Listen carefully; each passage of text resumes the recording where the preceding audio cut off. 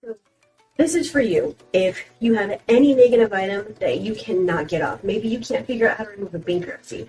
Maybe you're having problems with American Express or, I don't know, Wells Fargo, or even a medical collection. You can use these techniques to remove virtually any negative item. All right, so that does sound like kind of a bold statement, but these are the same things that I use for every single one of my clients. So if it works for me, it'll work for you. In 2019 alone, I removed over 5,300 negative items. And that's not even including, late payments and stuff. That's over 3,000. So that's 8,000 plus negative items that I removed using these techniques, okay? So I'm going to break down the formula for a letter, the formula for reasons, what you shouldn't do. You're here because you're having issues, and I'm here to help you fix it, okay? So make sure you stay till the end, like I said, and make sure, like I said, that you shout out anything that you want in the chat. I will be able to reply to you. I might be watching this with you right now. I'm not too sure what I'll be doing tomorrow at 6 p.m. Pacific Standard Time, but I will get back to any questions that are in the chat, right? So let's jump right into this. So we're first going to look at the reasons that you are not getting conversions out of your dispute letters, right? So what this means is that you've done all this stuff, you sent your letters in, you crafted them, you sent in whatever your letter looks like, and they're coming back and saying, it's been verified, it's been verified, it's been verified, the creditor certified it as accurate. We don't have to send you this. And maybe you called, maybe you're on the phone with the bureaus or the creditors or the collection agencies, and you're just not making any headway. I'm going to show you right now the 5 reasons that you are not getting your conversion, okay?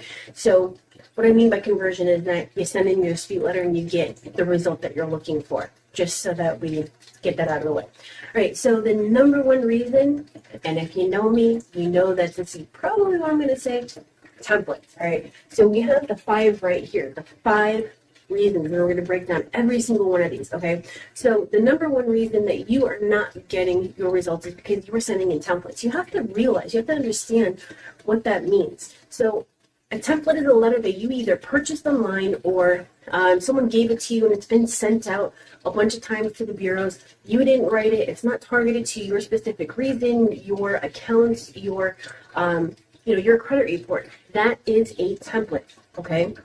It's something where you can just copy and paste your information to. So this is literally going to cover 609, 604, 603, 605B, 1681 disputes, those law-heavy dispute letters. Those are templates. And the reason that they don't work, besides what I obviously already said, is that as soon as they get to the bureaus, they being your letters, the very, very, very first thing that happens is that it gets scanned into the computer and it attempts to read it, right? So let me ask you this. What happens when the computer can read it?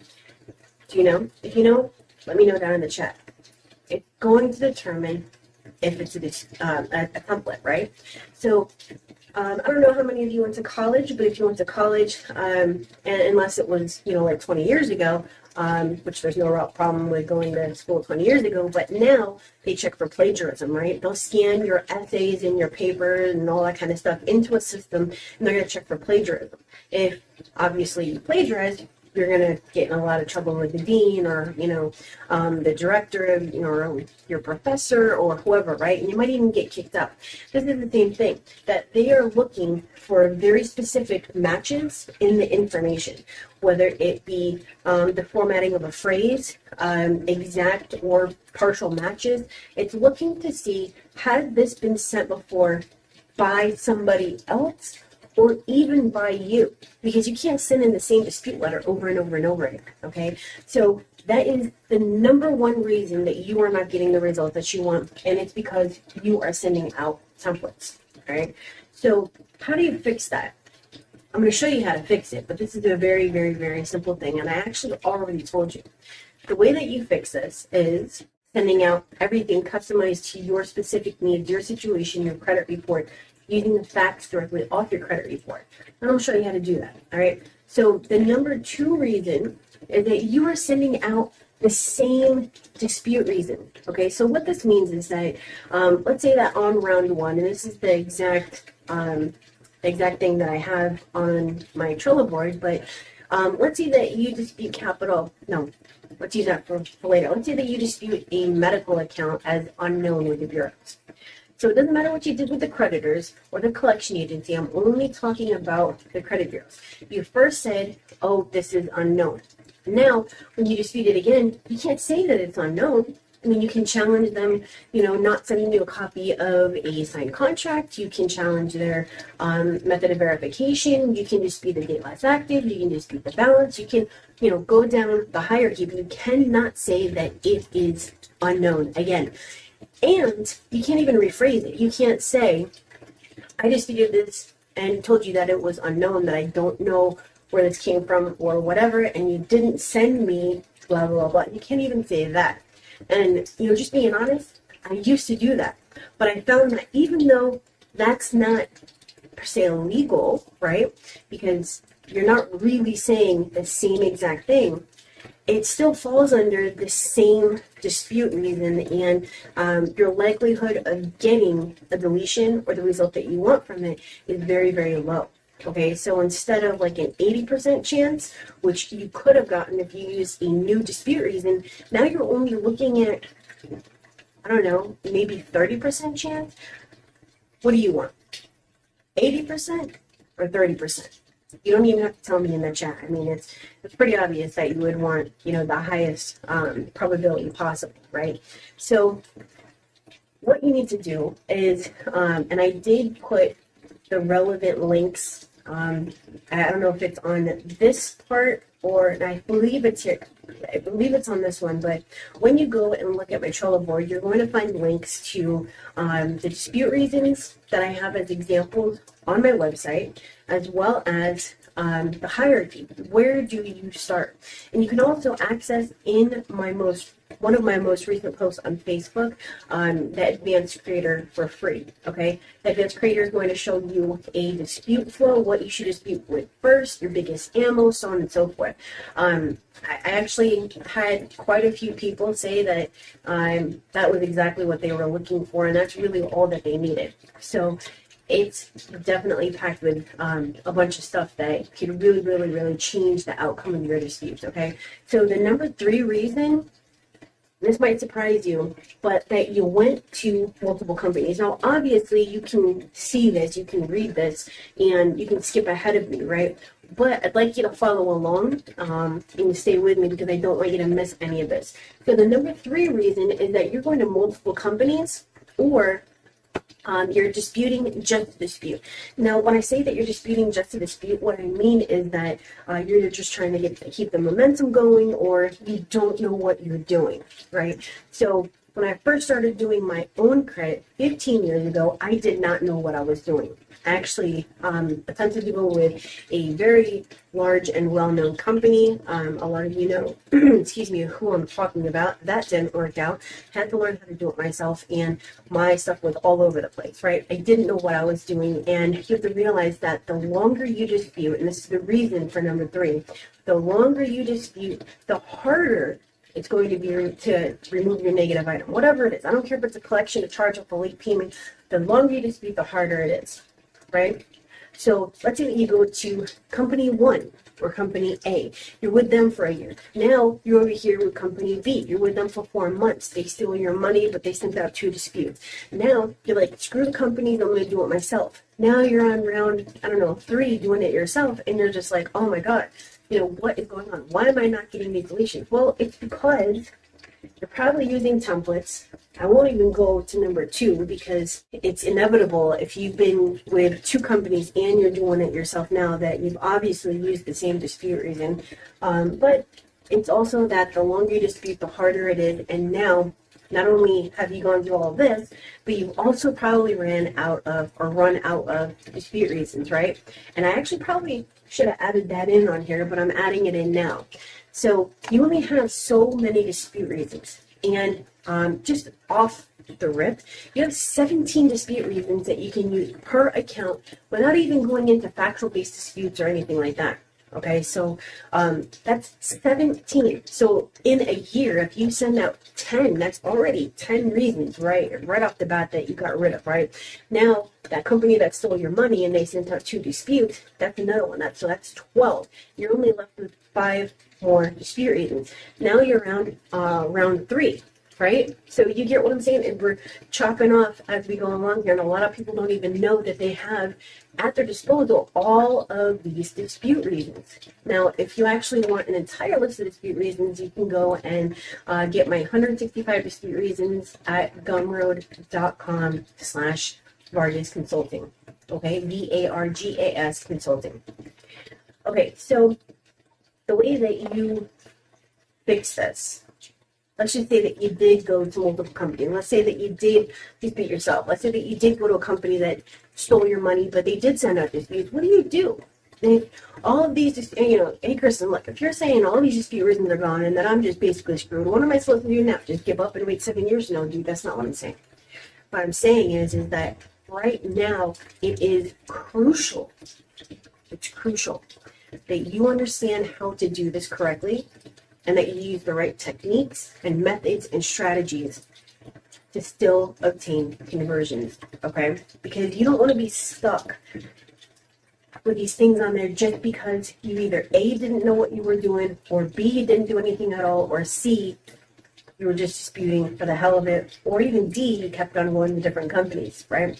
So sometimes you have to take the time to invest in yourself. You watched my previous video, I talked about investing in yourself. You have to take that time to invest in yourself, right? So, length of disputes go into this category, companies that drag you on for 12 months to 5 years, right? I'm sure all of you are aware that that does happen. Not with me. I do have a cap on my time frame, but there is a very specific strategy that I go over here on Trello, okay? So now, as you can see, number 4 is no clear reason. What I mean by that is, once again, going back to templates. Now, a template is just using a law, right? Pursuant to Section 609, you're required to send me the, excuse me, pursuant to Section 609, you're required to send me the copies of my signed contract or remove this account.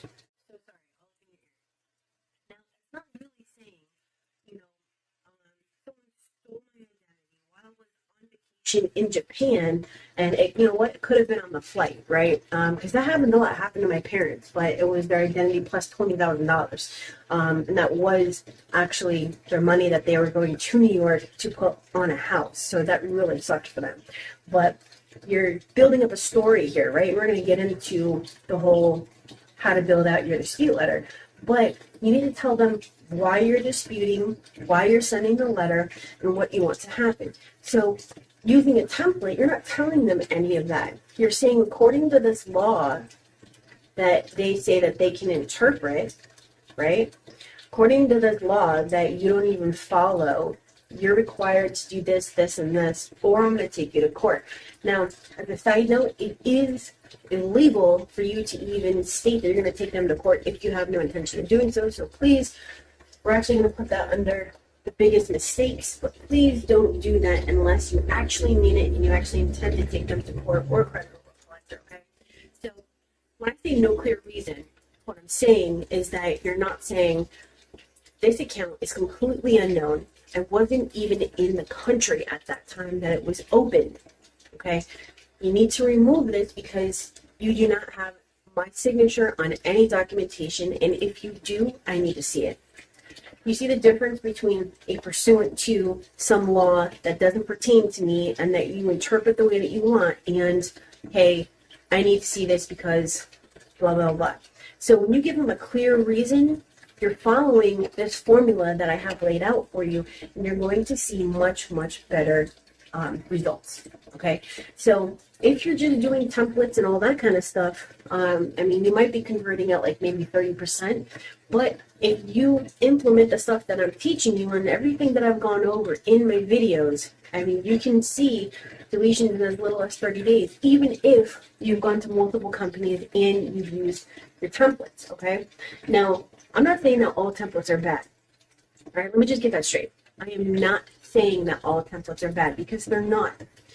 if you're disputing with the creditor, I do advise that you use a template, because I'm not going to go much into the because part of that, but I'm only specifying the credit bureaus when I say no templates, okay? So if I were to dispute directly with Capital One, I would be using a 623 direct to creditor letter, and I would be using a template. And I got like hair on my face, hair. Anyways, if I were disputing with a collector, I would be using the validation of debt method unless they were a debt buyer. In that case, unless it's actually truly inaccurate, I wouldn't be disputing with them at all. So there are circumstances under which you will want to use a template, okay? So not all templates are bad. It's only to the bureaus. There is one, just that I can think of off the top of my head, one template that you may consider using with the bureaus, and that's Section 611 reinsertion letter, okay? You can always take parts of it, but that one is okay to use because it is very specifically about them violating the law, and you don't have to put a factual dispute in it. All right, so I'm sure that you get this part. We're going to go on to the next one. All right, so using the wrong reason, and this is number 5.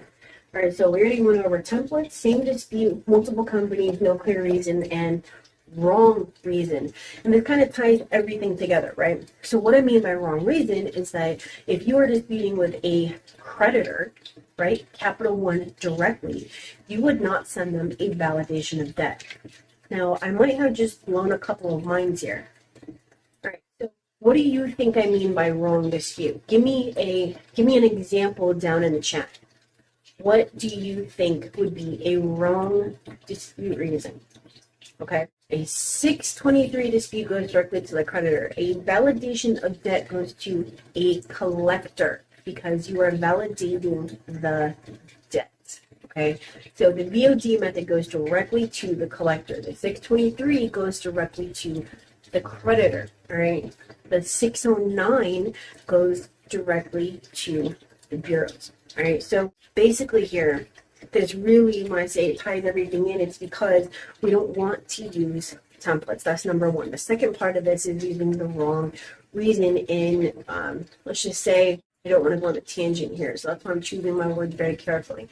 Let's just say that you are disputing a bankruptcy, okay? You're disputing a bankruptcy and you send them a 609 letter regarding the bankruptcy. Dude, that doesn't even apply in this situation, okay? Because a lot of you think that it really has to do with contracts, but it doesn't. It actually has to do with applications, okay?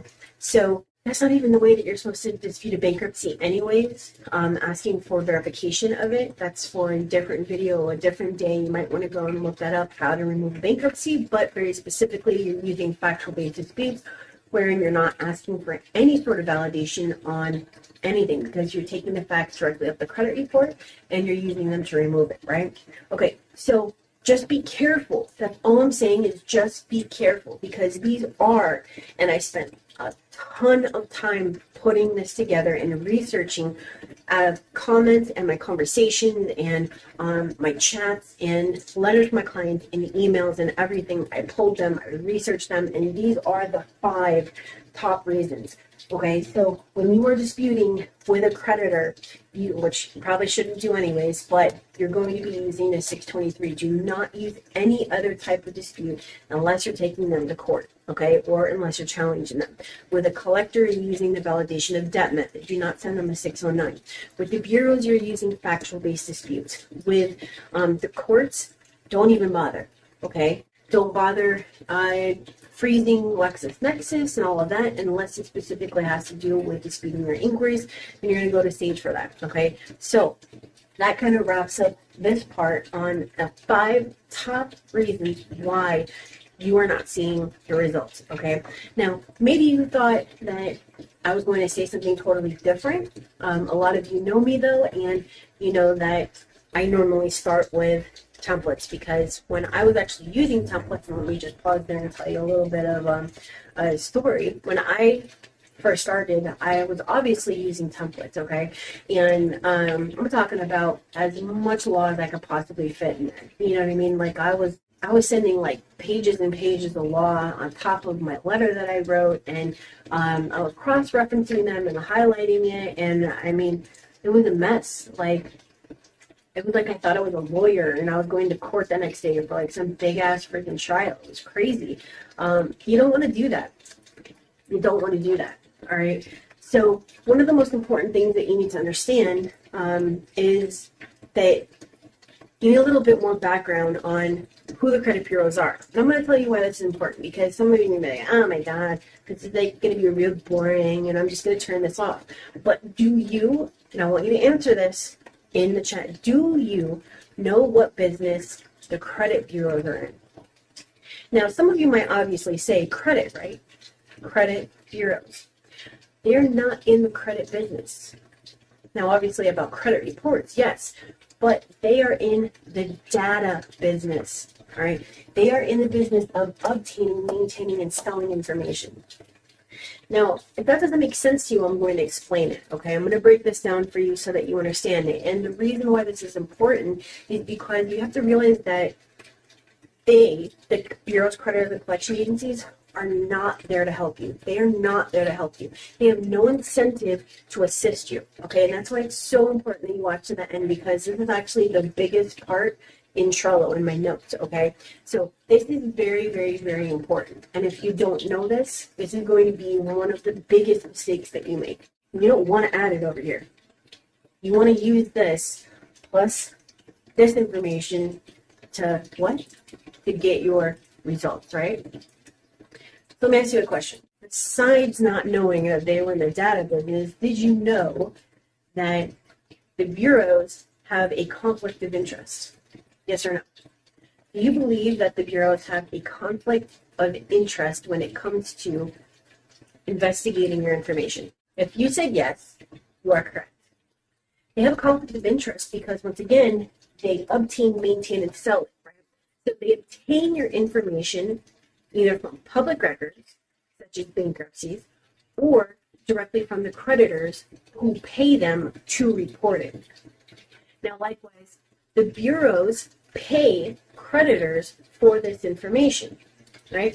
So, additionally, you have to understand that the creditors are subscribing to 1, 2, or 3 of the bureaus, right? If they're a smaller company, they might only do TransUnion. If they're a large, a mid company, they might do Equifax and TransUnion, like most medical places. And then if they're big credit card companies and loan companies, banks, all that kind of stuff, they're going to subscribe to all 3. All right. So the creditors are paying the bureaus to report this information, and the creditors are also purchasing this information from the bureaus. Now, and I do believe that I made a mistake when I said about the bureaus paying the creditors for the information. That's incorrect. I did not mean to say that. I meant the creditors are paying the bureaus for the information, okay? So what I mean is that, have you ever gotten those mailers that are like, you're approved for this, or, come in for a new vehicle, and you're like, dude, I wasn't even shopping for a vehicle. Like, there's a dude in New York, Fusillo. I don't know if any of you are from New York, but at least upstate New York, there's Fusillo, Honda, and Ford, excuse me, and all of that. Well, that dude is a freaking millionaire. Like, he doesn't even need to have all these places, but he's got all the money because of these places, all these car dealerships. He sends a crap load of direct mail, and it still works. But where does he get this information from? Where does he get your address from? Where does he get, your phone number from? Where does he get all this information from? He gets it from the credit bureaus. Now, those of you that are in sales and marketing and all of that, where do you get your leads from? Now, if you work for places, and I'm just going to use one place that I worked for as an example. If you work at doing cold calls and stuff, like you work at Kirby Vacuums, right? I was the chick that would go knock on your door. I'd get the dude in for an appointment who would then, demonstrate with the, Kirby Vacuum and all of that. But where do they get their information from? They get it from the bureaus, right? They pay a crap load of money for your information, and they have it by those of you that are in sales and marketing, think about Facebook ads, right? A lot of that information also is credit bureau related and all that kind of stuff because it all has to do with leads. But how are they able to, and putting Facebook aside because you provide that information, but let's just use the Kirby vacuum again. How do they know that you are 35 years old, that you're a male, and that you make average income? They get it from the bureaus. They get it from the bureaus. I can go online right now and do a Google search and find a bazillion, hundreds and hundreds of pages about purchasing qualified leads.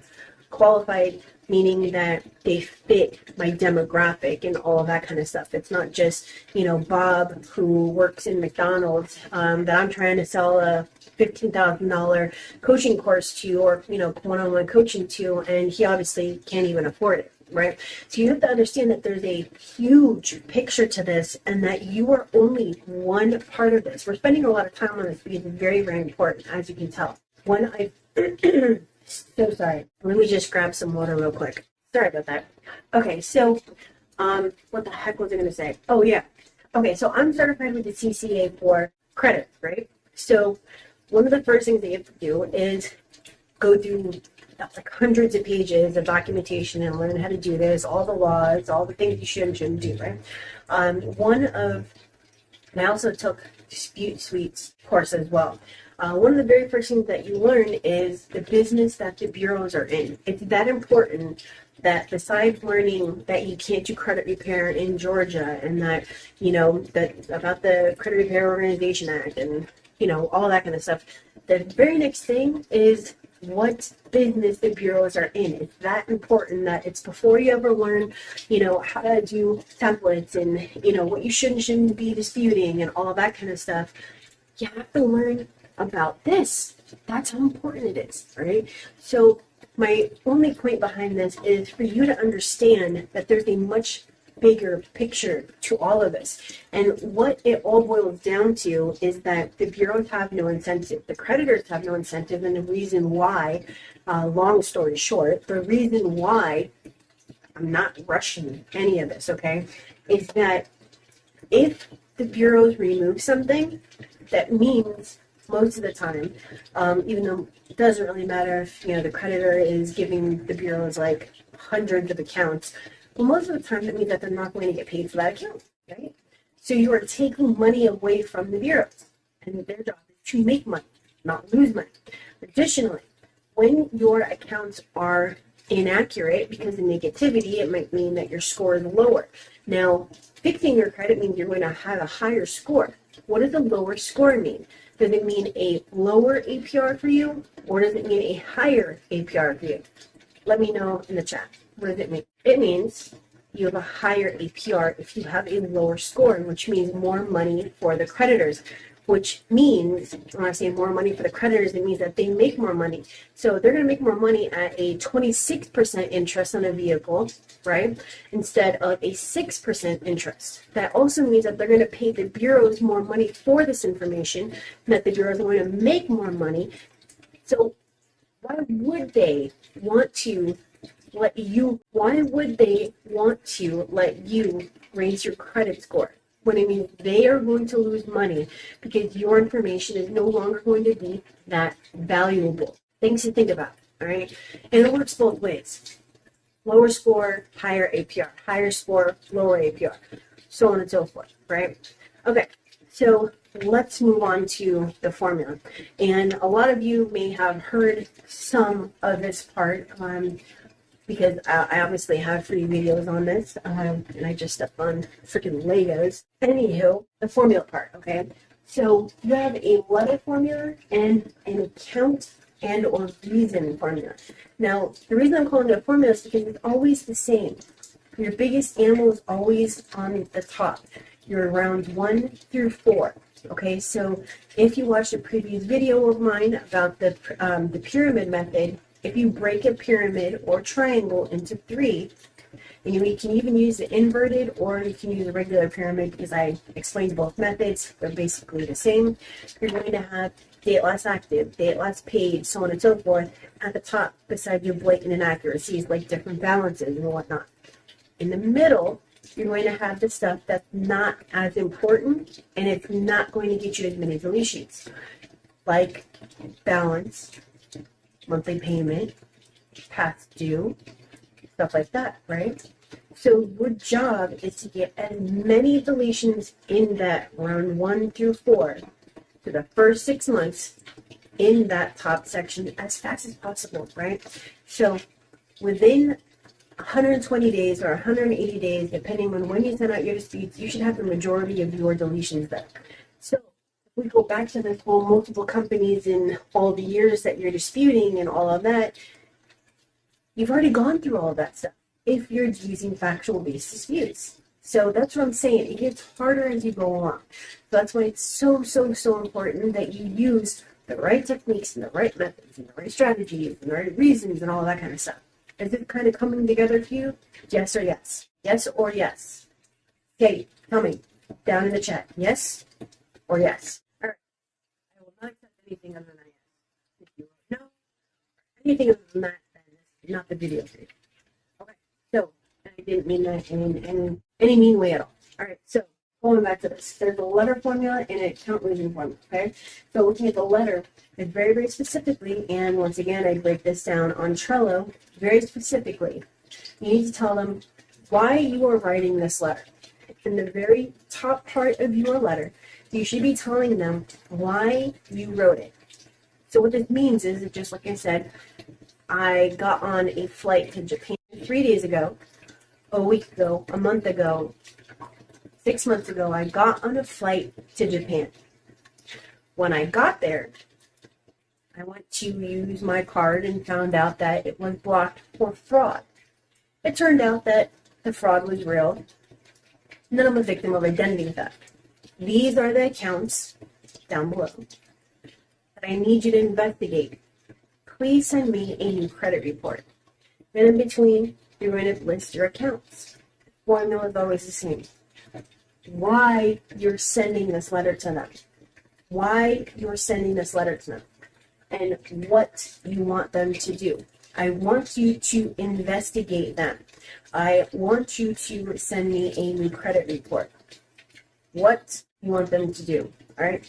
Why you're sending it, what you want them to do. But you have to remember, you have to do this in a real person type of way. That's why I also put out 2 software pieces. One on creating disputes, very simply walks you through by asking some questions, and then one for creating your dispute reasons, because you want it to be genuine. Every single letter that you put out needs to be genuine. Every single letter that you put out needs to have its own story. Every single letter that you send out needs to have its own dispute reasons that have never been used before. Right? Make sense? Okay.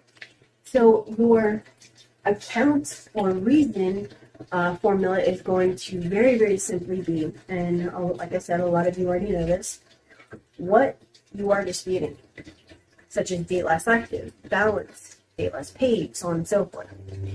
Why you are disputing it. 3 different dates. Can't possibly be 3 different dates because the date last active is 1 date, right? You're not even talking about challenges or anything like that. However, this is where a challenge would go if you were challenging.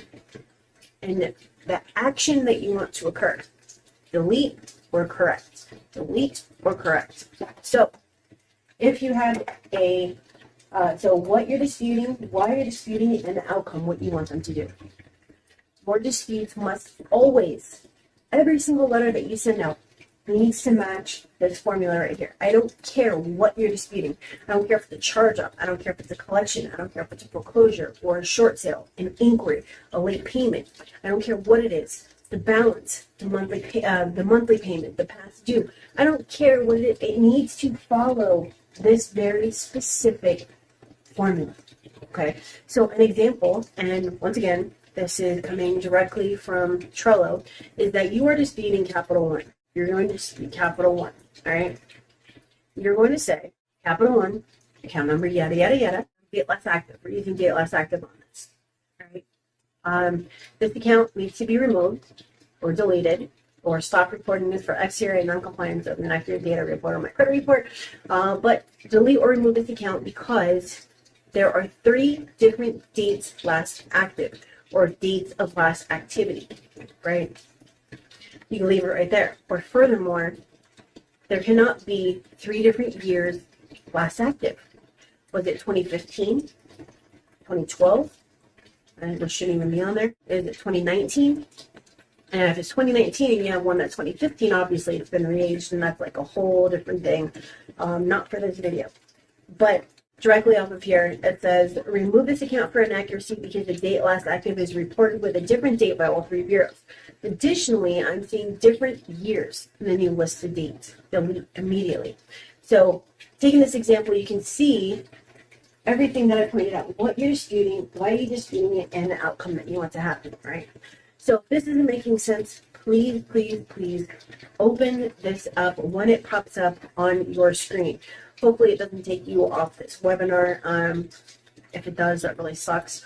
But there will be a replay, all right? So, and I did give you examples, and I broke it down. So reason for writing your statement must be very, very clear, all right? I pulled my credit report 3 days ago. I found a few accounts that don't match my records. I actually pulled my credit report from different sites as well as directly on your website to determine whether the report is accurate, meaning from place to place. I'd like for you to investigate the accounts I've listed below, just like I mentioned, right? And then I do have to kind of pile on top of each other because I'm running out of space. Now, I don't recommend listing more than 10 accounts per letter. Send them out separately if you have more accounts. All right. The opening paragraph, the body of it does not have to change because it's all in one round. If you have an account without creditor names, you're going to use exactly as it's listed, such as unknown creditor. If you have X's in the account number, don't list them. You're only going to list the numbers or the letters, such as 1, 2, 3, 4. So if it's XXX 1, 2, 3, 4, you're just going to write 1, 2, 3, 4. All right. So that is how you're supposed to list your accounts. And then, like I said, why you're disputing it. So that's where we use the capital 1 example. All right. I just wanted to make sure I went through all of this. And once again, you will see this on Trello. All right. It's all going to make sense once you actually see all of my notes that I've put in here for you. Okay. So moving on to the last part, which is going to be the biggest credit repair mistakes. All right. So after I go through the biggest credit repair mistakes, don't leave the webinar yet. All right, so after I go through the credit repair mistakes, don't leave the webinar yet. All right, so when I see biggest mistakes, and I actually only have the first thing listed on here because when I was writing this on the board, that's when I actually came up with them. Just because my brain was, thinking about it. There had been time in between, but I thought that the first one was the most important, because I've been hearing it a lot this week. So number 1 is going to be making complaints. I'm not talking about complaining to the bureau like, why did you do this? I'm challenging them. This is a violation. I'm talking about the AG, the BVB, the CFPB, and the FTC. Stop making those complaints frivolously. All you're going to do is screw everything up for yourself. Okay? I'm going to explain why, and I hope that none of you take this the wrong way. Whoever is left on my webinar, please don't take it the wrong way what I'm going to explain, okay? Now, I'm not trying to preface this with negativity. I'm just saying that sometimes the way that I talk is very off-putting, but I don't try to come across that way, okay? So what I mean is that most of the time you're going to love me or you're going to hate me. Right? I get a ton of likes on my YouTube videos, and that same video, I get hate mail about it or thumbs down from, like the same people. Why? And this is a different video, but it's called the law of attraction confirmation bias. You're just looking to confirm what you already knew. So if you already knew that, you're making these mistakes, then you're probably not going to like this video because I'm confirming and you're confirming that you already did this wrong and that's why you're not getting the results, right? But if you didn't know this and like I said, you're like, oh wow, that's valuable information. Same video, totally opposite results, right? Okay, so moving on. So this can be really frustrating in that you want to complain to somebody, but you have to understand once again about the big picture. You have to understand the way that the bureaus and the creditors and the collectors and even these organizations see you. And they're not even seeing you, they're seeing your credit report. They don't know that just because you have a 420 credit score that you're the pastor at your church and you have all of these followers that, you led to, be Christians, and that you saved a ton of lives, drug addicts and prostitutes and, all that kind of stuff. They don't know that. They don't see that because all they're seeing is your 420 credit score. They don't know that, you're a stay-at-home mom and that you have 4 children and, 3 of them are either mentally or physically handicapped. And, you spend 24 hours a day caring for these, beautiful little children that God put on this planet for a reason, right? They don't see that. They see your 420 credit score. They don't see that when you're at Walmart that you're giving money without anybody knowing it to homeless people. Right? They don't see that. They see a 420 credit score. And you have to realize this. So, yes, the creditors and the bureaus and the collectors all see you as somebody who stole and either didn't pay on time or didn't pay back at all. And now, after you stole, you're trying to screw the system even more by sweeping it under the carpet, right? If I put something here, I'm not going to see it anymore, right? So I'm trying to stick this here and sweep it under here so that it can't be seen. Kind of like when you're trying to, you're writing a letter in school and the teacher walks past and you kind of do one of those so that it can't be seen. They don't know that it's there. That's what credit repair is, isn't it? Yes or yes? Tell me that you're still listening. Put it down in the chat, all right? Tell me how you feel about this. I really want you to just pause for a second and tell me without any filter how you feel about what I'm telling you right now, what we're talking about, because it's the conversation, right? We're talking about this. I'm not talking at you. I'm not talking to you. I'm talking with you, okay? This is very important for you to understand. So I want to know how you feel about it. Even if you want to privately email me, there is going to be a link that pops up under offers, and I believe link number 2 is my email, which is Kristen@expertcreditsweeps.com. Send me an email, and whether you like this or you hate it, let me know, okay? It's kind of like people watching my YouTube videos. They watch it, and they love it, but they don't even know. They watch it, but they hate it, and they don't even let me know. Let me know how you feel about this, okay? So you get credit, you don't pay for it, right? Now you're trying to go through this process and screw the system again so that people don't know about it, okay? All of this is in here. Now you get pissed off that the creditor or the collector or the bureau don't want to remove it to help you screw other creditors, right? This is how they see it. This is how they see that you are doing this. Because otherwise you would leave it alone and just be a responsible adult, right? But they don't care about your 420, remember? They don't care about your kids. They don't care about you being a pastor and saving all these lives. They don't care about you volunteering at the homeless shelter. They don't care about just you being a regular person trying to get your life together. This is how they see you. This is how they see you. They see you as a number, and that number screwed up, and now they're trying to do it all over again. Even if you're not trying to go and get high-limit credit cards and, literally screw over the system again, this is how they see it, because you're going and you're making all these dumbass complaints. You're writing the CFPB and you're saying, I didn't pay this account, and I don't want to report on my credit report anymore because they put one number wrong, because the date is wrong, because there's a 0 instead of a 5 in the balance, because it says 30 days instead of 60 days. Oh, and I also don't want to pay it. I don't want to pay the account either, dude. Not only do I not want it reported on there, but I also don't want to pay it. Okay? This is how they see you. You have to see the bigger picture. Okay, so then, like a baby, after you can't get your result, right, the conversion on your dispute letter, you go crying like a baby, you run, cry your eyes out to the organizations because you're not getting your way. So to not get them to see you this way, you have to make sure that you only use these complaints, right, to the AG, the BBB, the FEC, the CFPB, that's the Attorney General, the Better Business Bureau, Consumer Financial Protection Bureau, and then the Federal Trade Commission, right? You only want to use these complaints when you have a stack of violations. Stack of violations. Because remember, all of these cards are stacked against you. All of these cards are stacked against you from the beginning, okay? And what you want to do is for every card that's stacked against you, that's a violation. So now I don't have a card stacked against me, and it's more in my favor than theirs, right? You want to take it away from you and put it on them. Take it away from you and put it on them. So that when you get to the end, right, you have all these violations and everything that they've done wrong to you, and now you can go make that complaint, all right? So do not be frivolous with your complaints, all right? So now, for those of you that made it to the end of this webinar, and yes, we are at the end, but don't leave just yet.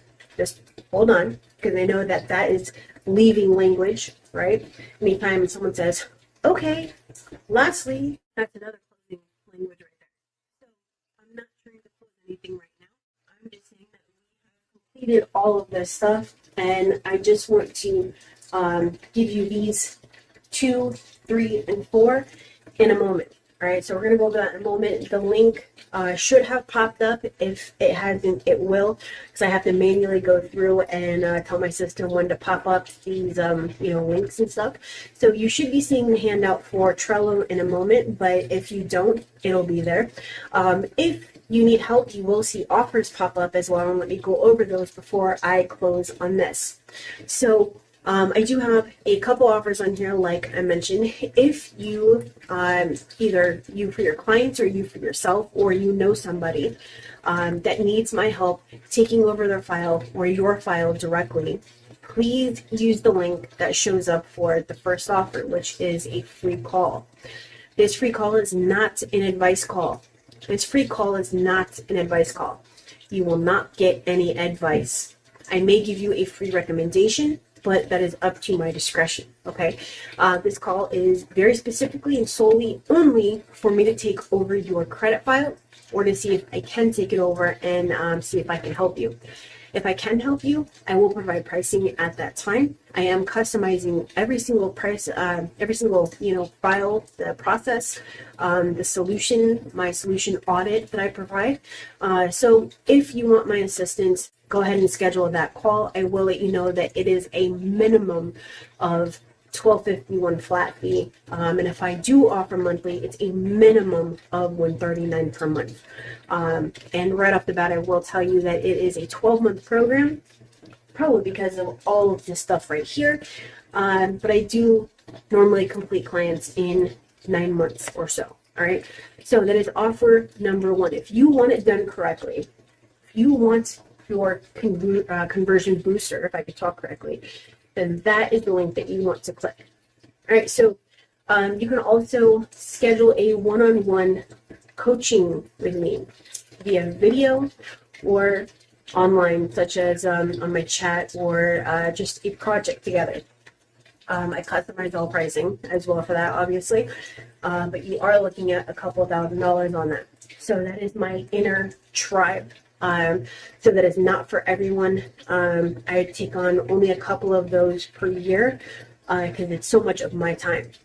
All right, so again, the third thing is so you can directly email me the link to pull up my email using your default email client. It's Kristen@expertcreditsweeps.com. Just let me know that you're interested in the one-on-one coaching. All right, so I just wanted to give you a heads up on the pricing. All right, so the third thing is that I'm really excited about. In about 2 weeks, I am doing a paid webinar, right? So if you got value out of this, out of my free webinar, just imagine what you would get out of my paid webinar. It's going to be, I believe it's going to be $97 or so. All right, so in about 2 to 3 weeks, all you have to do is click on the link. There's no payment right now. I will not be asking for payment until I get a very specific date and at least have my outline of what I will be doing. All right, so you will get notifications. All you're going to be doing is entering your name and your email, and you will be, you'll go into my spreadsheet and all of that kind of stuff, and I will be reaching out regarding the notifications. All right, so free call for the credit sweep, one-on-one coaching, and make sure that you, even if you don't know if you want to do it right now, or if you don't know if you're going to have, just $100 sitting on the side, but if you have negative items that need to be removed, this is something that you absolutely want to get in on. So make sure that you go and leave me your name and your email address for that, all right? Okay, so let's go and I guess I can put this down now, right? Because we're done. Let's go and look at 2, 3, and 4. All right, so the second mistake that you guys are making is that you're putting signatures on your letters. Do not sign your letters physically, okay? Put your name, just Kristen, Vargas, John, Doe. All you're doing is writing your name. That's it. That's it. You're not writing anything else, okay? You're not signing it. Now, someone actually asked me, what about my signature on my license? Dude, that shit's so small, it doesn't even matter. Right, so that is mistake number 2. Mistake number 3 is missing identification. Every single letter that goes out to the credit bureaus must have ID, SSN, and proof of address. Your ID is not proof of address. It is only proof of identification. Social. It does not have to be your social security card. It can be, they'll give you a social security card. It can be something from the Treasury, from the IRS, or W-2, pay stub, as long as it shows your full social, right? Proof of address, obviously, utility bill. All right, so number 4. You guys are using the wrong credit monitoring. The only sites that you should be using are Smart Credit, and I have a link for that one, and Identity IQ. So by the time that I post this video tomorrow, for you guys to watch, I will have added in those links because I added them on the board when I was writing this out for you. I will have added those links into the help and resources section, which is the very first thing that you see on the Trello board. Okay, so using my link, you can get Identity IQ only $21.99 a month. Right, their pricing directly on their website is $29.99 a month, and it's not even as good a membership as what I have to offer you. Okay, so I will also be posting a couple of other resources for you, such as if you're trying to rebuild your credit, you can get a secured card and stuff like that. None of that is mandatory for you to do. It's just there to help you. Now, I am also required to tell you, and I wouldn't not tell you anyways, that clicking on any of those links there, if you do sign up, I may get a commission as an affiliate, such as with Identity IQ and let's just say, my Jewelers or New Coast or the secured card. So just so that you know, and you're not like, oh, well, she didn't tell me, blah, blah, blah. It's already assumed, it's already a statement in my email, but I'm being upfront and honest with you. Now, I will tell you that I'm not trying to sell you anything on that. I use Identity IQ for all of my clients. I use it for myself, okay? It provides the most information, and it also provides the very same place that I start at, which is date last active. You can't find that a lot of places. It gives all 3 bureaus, all 3 scores, etc., etc. Okay, so if you have negative items that need to be removed, then that is the site that you should be using. Okay, hands down, 100%. Took me years to find it. I used to go with Credit Check Total, then they changed their interface, then I found Identity IQ and all that kind of stuff, and that's one of the mistakes that you're making, is not using the right credit monitor. All right, guys. Now that is it. All right, so I look forward to seeing you on the next webinar. Like I said, that one is going to be paid. Even if you don't know if you have $100 sitting around right now or not, go and submit your information, and you'll have enough time to think on it. Okay, so you will be getting notifications from me. I will also be following up with you because obviously you gave your email address to sign up for this webinar. Thank you for joining me. Those of you that stayed to the end, please go right now and say something in the chat. All right, tell me how you feel about this. Tell me whether you liked it, whether you didn't, and if you did, what part you liked. And if you didn't, tell me what part you didn't. Or hey, maybe you didn't like any of it. Maybe I talked too slow. One of my mentors told me that I speak too quickly, and that's one thing that can make people really confused, or even feel like I'm spammy or scammy or whatever, because I speak very quickly. I just have a lot that goes through my head at once, and it's not a sales tactic or anything like that. So, I'm passionate about what I do, and sometimes the words flow out very quickly. So I had to slow down my roll. But sometimes when I slow down, the words are already out of my head, and then now I don't even remember what the hell I was talking about to begin with, right? So I slowed down, even if it seemed a little bit boring. It's so that virtually all of you can understand what I'm talking about. So anywho, thank you for being here. If you got value out of this, please share it with somebody else. So, maybe I can help somebody that you know. All right. I'm going to go turn off my camera now. Thank you once again, and goodbye. it's going to redirect you to my Trello board even if you didn't click on the link. So once this ends, it'll go to Trello, but make sure you click on the link. Bye guys, thank you.